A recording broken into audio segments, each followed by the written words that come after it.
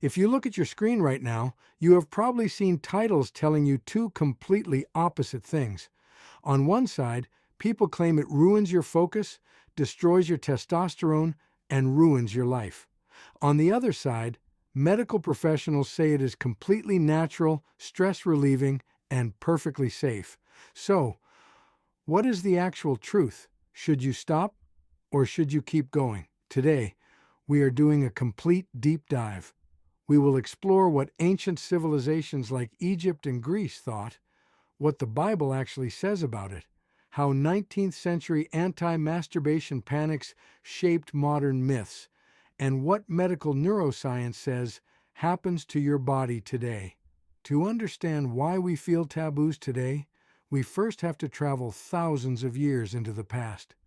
And surprisingly, ancient humans did not view self pleasure with shame at all. Take ancient Egypt. In Egyptian creation mythology, masturbation was not just accepted, it was seen as a divine act of cosmic creation. According to legend, the creator god Atum created the universe and the gods Shu and Tefnut through self-pleasure. During annual fertility festivals, pharaohs even performed symbolic rituals toward the Nile River to invoke agricultural abundance and healthy crops. Move over to ancient Greece, and you find a completely pragmatic view. The Greeks saw it as a routine biological release. The famous philosopher Diogenes the Cynic was legendary for practicing it publicly in the Athenian marketplace, openly remarking, "If only it were as easy to banish hunger by rubbing an empty stomach." In ancient Rome, medical figures like Galen viewed it as a natural physical function to relieve bodily fluids and tension, and in early Taoist texts in China, sexual self-touch was analyzed as part of balancing internal energy, or qi. Across early human history, self-pleasure was recognized simply as part of being human. So where did the intense religious and social shame come from? Many people assume the Bible explicitly forbids it, but if you actually read the scriptures from a theological and historical perspective, the word masturbation does not appear once in the entire Bible. For centuries, people pointed to Genesis chapter 38, the story of Onan, as proof of a biblical ban. But biblical scholars consistently point out that Onan's condemnation was not about self-pleasure. It was about breaking a specific familial duty under ancient law. Modern theologians across Catholic, Protestant, and Jewish traditions note that moral discussions in Scripture focus on lust, self-control, and intent, rather than the mechanical act itself. The modern shame we feel today actually was manufactured during the 18th and 19th centuries. Doctors like Samuel Auguste Tissot published widely debunked theories claiming that losing bodily fluids caused blindness, brain damage, and insanity. This led to a full Victorian moral panic. In fact, John Harvey Kellogg invented original bland cornflakes specifically as a plain dietary anti-aphrodisiac designed to stop young people from experiencing sexual desires. Devices, alarms, and strict warnings were created to prevent it.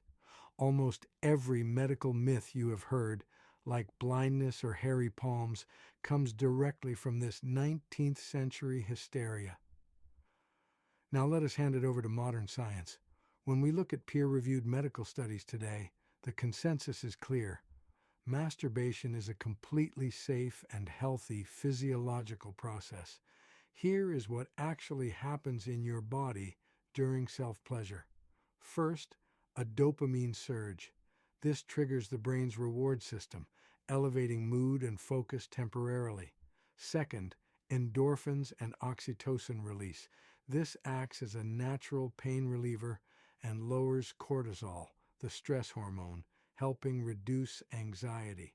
Third, improved sleep quality. The hormonal release post-orgasm induces physical relaxation, helping you fall asleep much faster. Furthermore, major urological studies, including research published by the European Association of Urology, have shown that higher ejaculation frequency, around 21 times per month, is associated with up to a 20% lower risk of developing prostate cancer in men. It clears fluid pathways and promotes overall organ health. Even though it is physically safe, like anything in human life, balance and awareness are key. Here is practical, science-backed advice on maintaining a healthy relationship with your body. First, prevent physical friction. Always avoid harsh friction and use proper lubrication to prevent skin irritation or chafing. Second, vary your technique. Using an overly tight grip can desensitize nerve endings over time. Keep your techniques gentle and varied. Third, check for compulsivity. Masturbation is healthy when it serves as a relaxation tool. It becomes a problem only if used as a compulsive escape from work, social life, or real-world relationships. And fourth, prioritize mindset over guilt.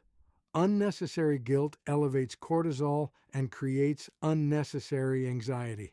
Recognize that self-touch is a normal human behavior. So to answer the thumbnail question, should you keep masturbating? Yes, provided it is done in moderation, without guilt, and without interfering with your personal goals and relationships. Human history, ancient cultures, and modern neuroscience all agree that it is a natural part of human life. What are your thoughts on how history shaped our modern taboos? Let me know in the comments below.